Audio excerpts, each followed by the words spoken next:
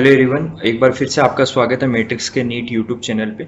आज की इस वीडियो में हम डिस्कशन करेंगे जो एमसीसी ने नीट यूजी काउंसलिंग 2024 के रजिस्ट्रेशन आज स्टार्ट होने की बात कही थी।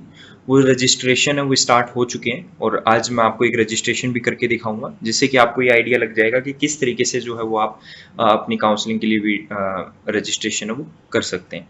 तो सबसे पहले आपको mcc.nic.in वेबसाइट पे जाना है। जाने के बाद में आपको यूजी मेडिकल पे क्लिक करना है। क्लिक करने के बाद में आप जब नीचे आएंगे तो यहाँ पे न्यू रजिस्ट्रेशन 2024 करके एक टैब दिखाई देगा, इस पे क्लिक करना है। क्लिक करने के बाद में इस टाइप का सा यूआई है वो आपको ओपन हो जाएगा। अब ऑलरेडी अगर आपने रजिस्ट्रेशन कर रखा है तो आपको रोल नंबर पासवर्ड वगैरह डाल के अपना जो साइन इन कर लेना है। बट हम जिस कैंडिडेट का रजिस्ट्रेशन करेंगे वो उन्होंने अभी तक रजिस्टर नहीं किया है, तो न्यू कैंडिडेट रजिस्ट्रेशन पे क्लिक करना है। क्लिक करने के बाद में जो है वो आपको इस टाइप के सा इंटरफेस दिखाई देगा। अब इसमें बहुत सारे रूल्स हैं वो लिखे हुए हैं, ये आपको पढ़ लेने हैं कि आपका जो पासवर्ड है वो कितने लेंथ का होना चाहिए। उसके अंदर में capital, small, numeric value, special characters like @ hash, dollar का साइन, जो परसेंटेज का साइन, ऐसे जो होते हैं वो होने चाहिए। और बाकी की आप अपना पासवर्ड रीसेट कैसे कर सकते हैं, ये सारी इन्फॉर्मेशन जो है वो आपको इसमें मिलेंगी, तो आप ज़रूर पढ़ लें उसको। फिर आपको आई एग्री पे क्लिक करके आगे बढ़ जाना है। जब आप आई एग्री पे क्लिक करेंगे तो आपको इस टाइप का इंटरफेस दिखाई देगा, जहाँ पे सबसे पहले आपको जो है नीट यूजी के रोल नंबर है वो डालने, देन आपको एप्लीकेशन नंबर डालने, देन आपको कैंडिडेट का जो नाम है वो डालना है, फिर मदर्स नेम आपको डालना है, फिर जो भी आपके डॉक्यूमेंट में आपका डेट ऑफ बर्थ है वो आपको डालना है, फिर जो सिक्योरिटी पिन जो नीचे आपको ये मेंशन है BF1945, ये डाल के आपको सबमिट पे क्लिक करना है। ये हमने कैंडिडेट की इंफॉर्मेशन है वो सारी फिल कर दी है। अब हम सबमिट पे क्लिक करेंगे। जैसे सबमिट पे क्लिक करेंगे तो यहाँ पे आपको प्री फिल्ड इंफॉर्मेशन जो है वो मिल जाएगी। आपका जो मोबाइल रोल नंबर और एप्लीकेशन नंबर था उससे आपका मोबाइल नंबर और ईमेल आईडी ऑटोमेटिकली फैच हो जाएगा। बट इसको जो है मोबाइल नंबर और ईमेल आईडी जो है वो फेच हो जाएगा। अब आपको जो है अपने पासवर्ड है वो खुद को चूज करने हैं, आपको अपने पासवर्ड एंटर करने। तो हम अप इन तो हम भी जो है इस रजिस्ट्रेशन के लिए पासवर्ड अपने बना लेते हैं। इस टाइप के से पासवर्ड आपको बनाने जो थोड़ा सा कोई गैस ना कर पाए, कोई अनुमान ना लगा पाए, कोई दूसरा उसको गैस ना कर पाए, और आपको किसी के साथ में शेयर भी नहीं करना, वरना हो सकता है कि बाद में चॉइस फिलिंग में कुछ भी कॉलेजेस हैं वो फिल करते हैं और आपको फिर नुकसान उठाना पड़े। ये हमने पासवर्ड है वो चूज कर लिया। अब हम सबमिट एंड नेक्स्ट पे क्लिक कर रहे हैं। जैसे ही आप सबमिट एंड नेक्स्ट पे क्लिक करेंगे तो क्लिक करने के बाद में जो है वो आपको अपना मोबाइल नंबर पे ओटीपी आया होगा और मेल पे आया होगा, ये आपको डालना है। जैसे आप ये डालेंगे तो इससे आपके मोबाइल नंबर और ईमेल आईडी दोनों वेरीफाई हो जाएंगे। जैसे ही आप ओटीपी डालेंगे एंड डालने के बाद में सिक्योरिटी पिन फिल करेंगे, फिर वेरीफाई एंड फाइनल सबमिट पे क्लिक करेंगे, तो क्लिक करने के बाद में जो है वो आपको आगे का प्रोसेस है वो स्टार्ट होगा।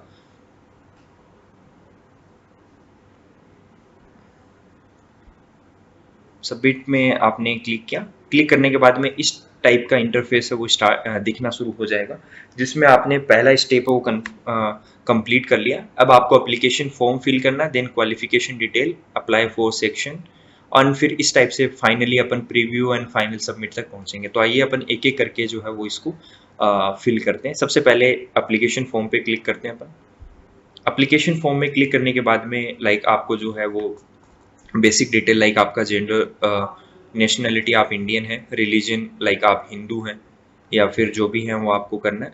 ये कैटेगरी आपको सिलेक्ट कर लेना है। ऑल्दो ये कैटेगरी यहाँ पे प्री फिल्ड आएगी, बट बहुत सारे बच्चों का क्या है कि फॉर्म में उन्होंने ओबीसी भर दिया, लेकिन बाद में फॉर्म में उन्होंने ओबीसी फिल किया नीट का जब एप्लीकेशन फॉर्म फिल कर रहे थे तब, बट अभी उनका कुछ ओबीसी एनसीएल में नहीं आ पाए किसी कारणवश, तो वो जनरल फिल करना चाहते हैं, तो वो यहाँ से है वो अपना चेंज भी कर सकते हैं। कोई जनरल ईडब्ल्यूएस का वो जनरल में भी जा सकता है, तो ये ऑप्शन है वो आपके पास में है ओपन, तो आप उसको एडिट कर सकते हैं। फिर आपके पास में आएगा पर्सन विद डिसेबिलिटी, की कोई डिसेबिलिटी तो नहीं है, तो उस पर ऑलरेडी इसमें नो आ रहा है क्योंकि आपने जो फॉर्म फिल किया होगा उसमें आपने यस नहीं किया होगा। ये एक अलग से ऑप्शन यहाँ पे आपको दिखाई देगा, do you want to apply for arm force medical colleges, मतलब आप एएफएमसी में पार्टिसिपेट करना चाहते हैं। तो हमारा जो कैंडिडेट है वो पार्टिसिपेट नहीं करना चाहता, तो हमने नो पे क्लिक कर दिया। अगर आप एएफएमसी से में पार्टिसिपेट करना चाहते हैं तो आपको यहाँ पे यस पे क्लिक करना है। जैसे आप यस पे क्लिक करेंगे और सेव एंड नेक्स्ट पे आगे बढ़ेंगे तो आपका जो डेटा है वो एमसीसी क्या करेगा, एएफएमसी को शेयर कर देगा। फिर आपको एएफएमसी से अगर आप उनकी कट ऑफ में आपका नाम आता है तो आपको इंडिविजुअली है वो कॉल करेंगे, और कॉल करने के बाद में आपको पुणे बुलाया जाएगा। फिर फर्दर जो उनकी प्रोसेस होगी उसमें आपको शामिल किया जाएगा। तो ये हमने सारी डिटेल्स फिल कर दी हैं। अब हम सेव एंड नेक्स्ट पे क्लिक करके आगे बढ़ रहे हैं। जैसे आप सेव एंड नेक्स्ट पे क्लिक करेंगे तो आपको इस टाइप का इंटरफेस दिखाई देगा, जहाँ पे आपको अपनी जो भी क्लास 12th की डिटेल्स हैं वो सारी यहाँ पे फिल करनी है। लाइक स्टार्टिंग में ये जो भी आपको डिटेल्स दे रखी है हम भी फिल कर लेते हैं इसको। अब सबसे पहला ऑप्शन आपको यहाँ पे स्कूल और स्टेट का दे रखा है कि आपका जो स्कूल है वो कौन से स्टेट में था। तो जनरली ये चार ऑप्शन यहाँ पे आपको दिखाई दिए हैं। एक तो जामिया मिलिया इस्लामिया, एक दिल्ली से किया है आपने, अदर देन जामिया मतलब आपने जामिया के अलावा दिल्ली में कहीं से किया है, देन अलीगढ़ मुस्लिम यूनिवर्सिटी एक ऑप्शन है, एक अदर्स है। अब ये तीन ऑप्शन स्पेशली आपको लग रहा होगा क्यों दिए, इसका रीजन ये है कि अलीगढ़ मुस्लिम यूनिवर्सिटी से जिन्होंने मतलब स्कूल किया होता है उनका एक अलग से कोटा होता है। तो जैसे आप इसमें यहाँ पे क्लिक करेंगे तो फिर अलीगढ़ मुस्लिम यूनिवर्सिटी के कोटे के थ्रू जो चॉइसेस फिल होती हैं वो आपके पास में दिखाई देने लग जाएंगी। एनसीटी ऑफ दिल्ली में अगर आप क्लिक करते हैं यहाँ पे तो फिर जो दिल्ली का कोटा होता है डीयू कोटा, मतलब जिन्होंने 11th-12th दिल्ली से किया है वो जो कोटा होता है उसकी चॉइसेस फिल कर पाएंगे। जैसे इन जनरल अगर कोई किसी को मौलाना आजाद कॉलेज फिल करना है तो उसके पास में ऑल इंडिया कोटा होगा, बट यहाँ पे अगर आप एनसीटी ऑफ दिल्ली फिल करेंगे और आपने सच में 12th है वो दिल्ली से किया तो जितना भी आप ये डिटेल्स फिल करते हैं फिर जब आप चॉइस फिलिंग करेंगे तो आपको दो ऑप्शन दिखाई देंगे कि मौलाना आजाद कॉलेज है वो आप ऑल इंडिया कोटा से फिल करना चाहते हैं या आप जो है वो दिल्ली कोटा से फिल करना चाहते हैं। फिलहाल जिनका रजिस्ट्रेशन कर रहे हैं उन्होंने राजस्थान से किया तो अपन अदर्स करके आगे बढ़ जाएंगे। ये यहाँ पे आपको जो है स्टेट का नाम डालना है, आप पास्ड हैं, फिर आपको जो है पासिंग ईयर डालना है, 12th कौन सी ईयर में करी थी, फिर रोल नंबर आपको जो है वो अपने 12th के यहाँ पे डालने।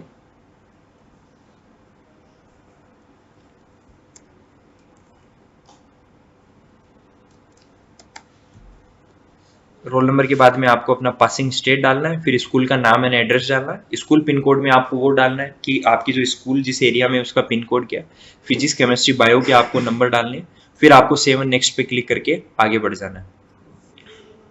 जैसे ही 7 नेक्स्ट पे आप क्लिक करेंगे और आगे बढ़ेंगे तो जो है वो आपको अगला जो पेज होगा अप्लाई फॉर सेक्शन वो ओपन हो जाएगा। इसमें बेसिकली ये पूछना चाह रहा है कि आप कौन से कोटा के लिए अप्लाई करना चाहते हैं। तो जिनका रजिस्ट्रेशन कर रहे हैं ऑलरेडी इनके पास में ईएसआईसी कार्ड है, वो है ईएसआईसी सर्टिफिकेट है। इनके पेरेंट्स का हर महीने जो है वो ईएसआई जो प्रीमियम होता है वो डिडक्ट होता है, तो ये ऑलरेडी ऑटो फिल आ गया।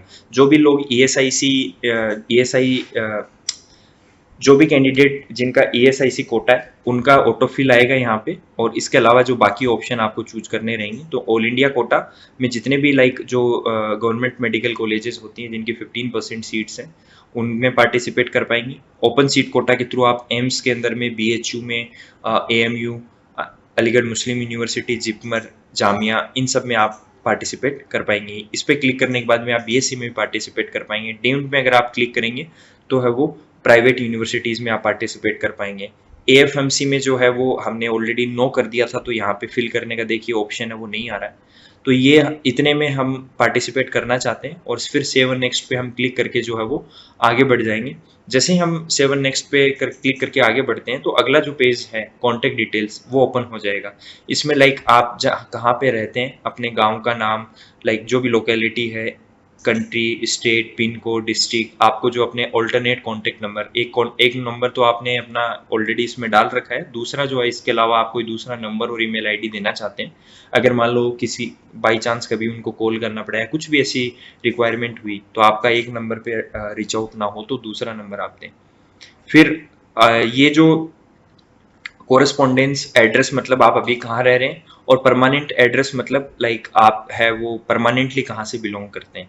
ये दोनों एड्रेस अगर आपके सेम है तो आप इस पे सेम एज कोरेस्पोंडेंस एड्रेस पे क्लिक करके आप आगे बढ़ जाएंगे। मैं आपको सजेस्ट करूंगा ऊपर फिल करने के बाद में आप सेम एज इसी पे क्लिक कर दीजिएगा, ताकि आपको ज़्यादा डिटेल्स हम फिल ना करनी पड़े। बट अगर आप लाइक कभी ऐसा हो कि आप रहने वाले राजस्थान के हैं बट कभी आप जो है वो राजस्थान गए ही नहीं है, गुवाहाटी में ही रहते हैं या फिर कोई दूसरी जगह रहते हैं, तो आपको जो कोरेस्पोंडेंस एड्रेस में जहाँ पे आप करंटली रहते हैं वहाँ का डालना है। ये जो ऊपर आपको कोरेस्पोंडेंस एड्रेस मतलब ये आप कहाँ रहते हैं, और परमानेंट एड्रेस मतलब आप परमानेंटली कहाँ से बिलोंग करते हैं ओरिजिनली, वो यहाँ पे इनमें आपको डालना है। और डालने के बाद में आप सेव नेक्स्ट पे क्लिक करके आगे बढ़ जाएंगे। हमारे केस में जो कोरेस्पोंडेंस एड्रेस और परमानेंट एड्रेस है वो एक ही है, और मैं भी आपको सजेस्ट करूंगा कि दोनों एक ही डालें, क्योंकि हो सकता है अभी आप कहीं रेंट पे रहते हो तो बाद में तो नहीं रहेंगे आप कुछ टाइम बाद में, तो अपने परमानेंट एड्रेस और कोरेस्पोंडेंस एड्रेस में अपना परमानेंट ही डालें। फिर सेव नेक्स्ट पे क्लिक करके जब आप आगे बढ़ेंगे तो आपको जो है वो अपनी डिटेल्स एक बार वेरीफाई कर लेनी है कि जो डिटेल्स लाइक मैंने एंटर करनी चाहिए थी वही करी हैं, या कुछ उसमें स्पेलिंग मिस्टेक या कोई भी मिस्टेक आपको जो है XYZ वो उसमें नहीं होनी चाहिए। तो एक बार ये आप सारी डिटेल्स हैं वो वेरीफाई कर लें। वेरीफाई करने के बाद में जो है वो आपको फाइनली लास्ट में इस डिक्लेरेशन पे क्लिक करके सेव एंड फाइनल सबमिट करके आगे बढ़ जाना है। जैसे आप सेव एंड फाइनल सबमिट पे क्लिक करेंगे तो क्लिक करने के बाद में है आपको यहाँ पे रजिस्ट्रेशन फ़ी जो है इस पर क्लिक करना है, क्योंकि अब आपको जो है अपनी रजिस्ट्रेशन फ़ी और जो उसके साथ में आपको अपना सिक्योरिटी अमाउंट ये देना है। तो रजिस्ट्रेशन फ़ी हमारे केस में 500 है, OBC का कैंडिडेट है, एंड सिक्योरिटी अमाउंट है 5000 है, तो ये टोटल 5500 हो जाएगा। आपको आई एग्री पे क्लिक करके आगे बढ़ना है। जैसे आप आई एग्री पे क्लिक करके आगे बढ़ेंगे तो आपको यहाँ पे जो अलग अलग बैंक्स हैं उनके पेमेंट गेटवे हैं वो मिलेंगे, किसी एक पे भी क्लिक करके आप आगे बढ़ना है। हम HDFC पे क्लिक करके आगे बढ़ रहे हैं, प्रोसीड फॉर पेमेंट पे क्लिक करना है। अब आपके पास में इतने ऑप्शन, आप क्रेडिट कार्ड से पेमेंट करना चाहते हैं, डेबिट कार्ड से करना चाहते हैं, नेट बैंकिंग है, UPI क्या यूज़ करना चाहते हैं। आप जो भी पेमेंट यूज़ करना मेथड यूज़ करना चाहें वो आपके ऊपर डिपेंड करता है। बट आपको एक चीज़ मैं सजेस्ट करूंगा कि या तो अपना खुद का यूज करिए या पेरेंट्स का ही यूज करना आप, क्योंकि इसमें सिक्योरिटी अमाउंट होता है वो रिफंडेबल होता है, वापस आता है आपके पास में।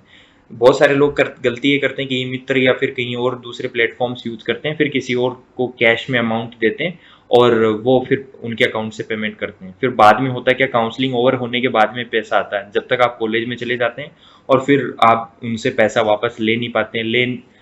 बोलते भी हैं तब फिर वो भी रीजन आ सकता है कि वो अकाउंट में आया है कि नहीं आया, तो इससे मतलब आपका पैसा है वो खराब ही हो जाएगा एक टाइप से। तो कोशिश ये करें कि खुद का ही अकाउंट यूज करें, या पेरेंट्स या फिर कोई फैमिली मेंबर का भी यूज करें, तो वो जो ट्रस्टेबल होना चाहिए ताकि आपका पैसा वापस दे दे। UPI पे हम UPI से पेमेंट कर रहे हैं, यहाँ पे आपको अपनी जो है UPI ID डालनी है। जैसे आप अपनी UPI ID डालने के बाद में आपको जो है वो वेरीफाई कर लेनी है। यहाँ वेरीफाई UPI पे क्लिक करके फिर यहाँ पे आपको नाम दिखा देगा किसके नाम से, फिर मेक पेमेंट पे जो है वो आपको क्लिक करना है। क्लिक करने के बाद में लाइक जैसे हमने फ़ोन पे की UPI ID यूज़ करी है तो आपके पास में फ़ोन पे नोटिफिकेशन है वो आ जाएगा।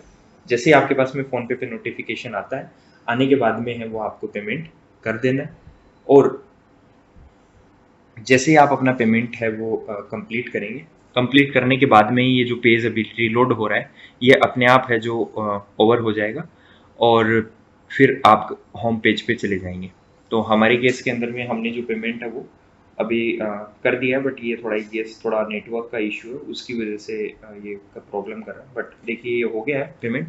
अब गो बैक पे आपको जाना है, सक्सेसफुली ट्रांजेक्शन हो गया। अब यहाँ पे अवेलेबल चॉइसेस अभी ब्लॉक कर रखी है क्योंकि अभी चॉइस फिलिंग शुरू नहीं हुई है। आज 14th ही डेट है, 14th अगस्त। 16 से बेसिकली है वो दोपहर 12 बजे के बाद में है शुरू होगी चॉइस फिलिंग। तो उसके बाद में जो आपके पास में टोटल अवेलेबल चॉइसेस कितनी है इन सब का डेटा है वो यहाँ पे दिखने लग जाएगा। सो आई होप ये रजिस्ट्रेशन का प्रोसेस आपको अच्छे से समझ में आया होगा। एंड आगे चॉइस फिलिंग कैसे करनी है उससे रिलेटेड भी हम एक वीडियो है वो अपलोड कर देंगे। So thanks for watching the video. ऐसे और भी अगर वीडियोज़ आपको नीट UG 2024 काउंसलिंग से रिलेटेड चाहिए तो आप इस चैनल को सब्सक्राइब कर लीजिए और बेल आइकन दबा के आप रेगुलर इन्फॉर्मेशन पा सकते हैं। So thanks for the watching video.